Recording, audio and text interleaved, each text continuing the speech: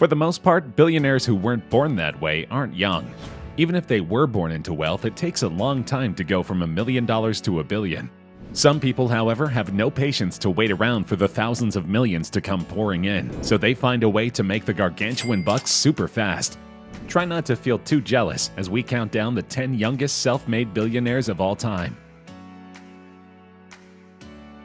What were you doing when you were 21 years old? Buying your first beer? Well, your first legal one anyway? That's great, but Kylie Jenner celebrated turning 21 an entirely different way, by becoming the youngest self-made billionaire in known history. Obviously, Kylie Jenner didn't come from rags. As a member of the high-profile Kardashian/Jenner clan, young Kylie was already worth quite a bit of money, but recently she's kicked it up many notches. Kylie owns a cosmetics company called, creatively enough, Kylie Cosmetics. For a while, it sold decently, but nothing too crazy. Then in November 2018, she started an exclusive deal with beauty retailer Ulta. Suddenly, her cosmetics were in over 1,100 stores around the country. That, combined with Kylie's social media savvy and fan-friendly personality, sent business skyrocketing. Within months, Kylie Cosmetics was valued at over $900 million. And guess what? Kylie Jenner is the one and only owner. Add the cash she already had, and figure that she only has a handful of employees, and she is now worth over $1 billion.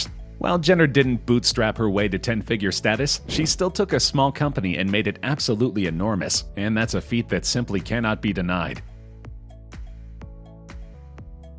If any tech figure has influenced your day-to-day lives more than Mark Zuckerberg, we'd like to meet them. The founder of Facebook, aka that site you keep checking when you should be watching this video, is the reason social media is as omnipresent as it is today. He didn't invent the idea of social media, but he made it so accessible that everyone from hipsters to great-grandmas has a page these days. Before Facebook was the ultimate household name, however, Mark Zuckerberg was just a kid from Harvard who had an idea. He started a Harvard-only website called The Facebook. Yes, the site's original name was literally what old people call it to annoy their grandkids, originally as a fun yet sophomoric way to rank Harvard girls' hotness levels. But soon enough, Zuckerberg realized that Facebook could do far more than rank pretty girls. It could connect people. So he tweaked it to become more of a social network, one that quickly took off around the campus. It proved so popular, in fact, that Zuckerberg realized other colleges would love it too. So he expanded it again, making it so anyone with a college email address could join. After just a couple of years, Zuckerberg concluded that catering to college kids was limiting. Facebook should be enjoyed by all. So now anyone with an email could join, and boy did they ever. Facebook's simplistic style appealed to every possible demographic.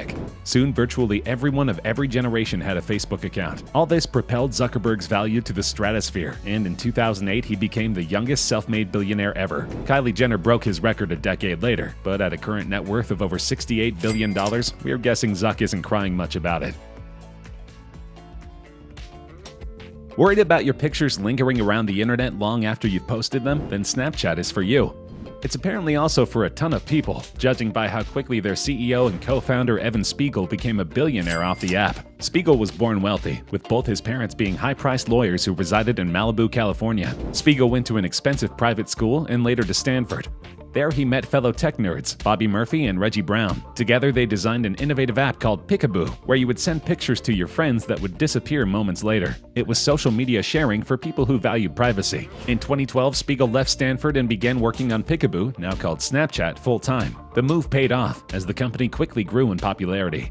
It grew so big, in fact, that in 2013, Facebook owner Mark Zuckerberg offered to buy it for an incredible $3 billion. How many people would say no to that much money? Spiegel did, telling Zuck to buzz off. He believed Snapchat was his, and he would make his billions using it, not by selling it. He was right.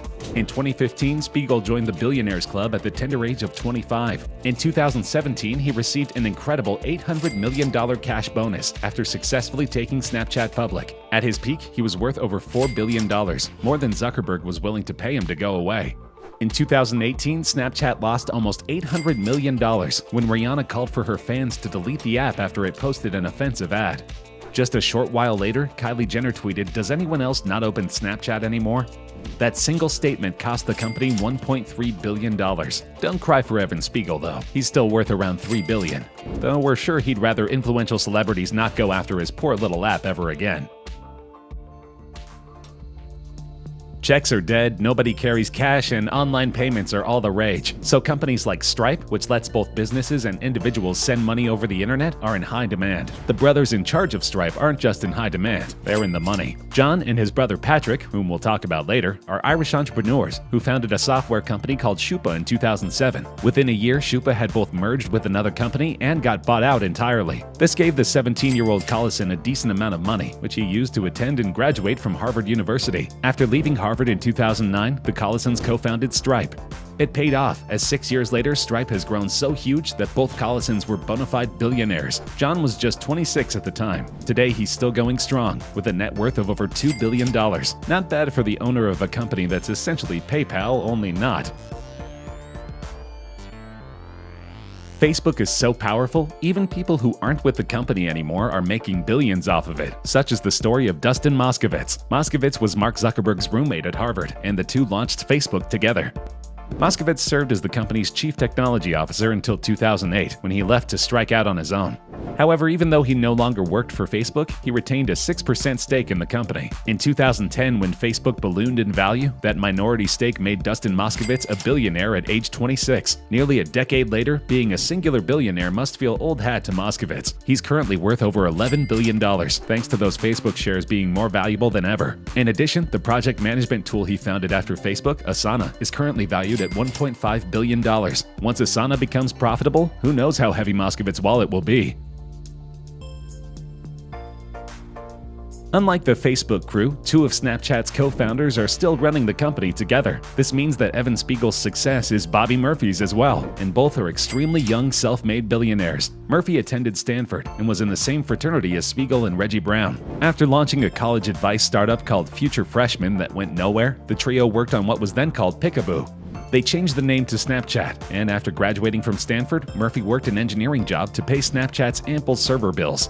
That sacrifice paid off, as Snapchat blew up in both popularity and value. As majority stockholders by a wide margin, Murphy and Spiegel both profited significantly, with Murphy becoming a billionaire at age 27. He's currently worth over $3 billion. Oh, and as for the other guy, Reggie Brown, in 2013 he was kicked out of the company and filed a lawsuit, claiming he thought of the idea and wasn't given any credit. He had hoped to get $500 million in the suit, but in 2014 settled for $157.5 million. That's not a billion, but it'll definitely pay the bills. Stripe's other founder, Patrick Collison, became a billionaire at the same time as his brother, but because he's 2 years older, he technically took longer to make his money. He isn't complaining. Patrick was interested in technology and science from an early age. In 2005, at just 16, he won Ireland's Young Scientist and Technology exhibition by creating his own programming language. In 2010, already a millionaire thanks to merging and selling his first company, Shupa, Patrick and his brother founded Stripe. 6 years later, the company was valued at over $9 billion, and both brothers were young billionaires. Patrick alone is currently worth over $2 billion. That's the kind of money that allows someone to pursue all sorts of passions. In Patrick's case, he's a huge bookworm, and parlayed that into launching his own publishing company, Stripe Press. Whether he makes money off of that is irrelevant, since Stripe has given him enough to live on for the rest of his days. If you need further proof of how huge Facebook really is, consider this. In 2010, only 8 American billionaires were under 40 years old. 3 of them founded Facebook. We've already discussed 2 of the men, and now here's the third, Eduardo Saverin. You may know the fictionalized version of his story, as told in the movie The Social Network. Here's the real version. A fellow Harvard student, Saverin helped Mark Zuckerberg launch Facebook, and until 2005 served as the company's business manager. But around that time, Zuckerberg got frustrated with Saverin's non-Facebook business interests and decided to cut him out of the company. After some crafty legal wrangling, where Zuck's new company bought out Zuck's old company and didn't transfer any of the new company's shares to Saverin, the breakup was official. But Saverin was uninterested in going away quietly. He filed a lawsuit that Facebook settled by giving him around 5% of the company's shares. In 2010, as Facebook exploded in value, those shares garnered Saverin over $1 billion. Currently, he's worth over $10 billion, both because of those shares and because in 2012 he renounced his US citizenship to live in Singapore. This move has saved him hundreds of millions of dollars in taxes. Apparently, for some people, you don't get to $10 billion without bending a few rules. Google, the search engine to end all search engines, is practically synonymous with the internet. It's ubiquitous as both a noun and a verb. If you say you Googled something, people know exactly what you mean. And it all started with one young billionaire, self-made tech guru Sergey Brin. Brin attended Stanford and met a kid named Larry Page during orientation. The two formed a bond, at least partially because both realized the world needed a better search engine. They created one, called Google, that was powered by their very own algorithm, called PageRank. This algorithm analyzed the amount and ranking of a website's backlinks to determine how high or low the site would appear in a Google search. Google took off at Stanford, and once it became available to anyone with a computer, it completely revolutionized web surfing. It became so huge that when the company went public in 2004, it was already valued at $27 billion. This made Brin, just a few days shy of 31 years old, an overnight billionaire. 15 years later, Google and Sergey Brin show absolutely no signs of stopping ever. Google is currently worth about $300 billion, and its parent company Alphabet is worth an incredible $900 billion. Since Sergey Brin owns both, he's making money like crazy. He is currently the 10th richest person on Earth, with almost $54 billion to his name. Not bad for a website that upon first glance is a white screen and a search bar and not much more. Technically, Elizabeth Holmes was a self-made billionaire. In reality, just about everything that made her rich was a giant scam.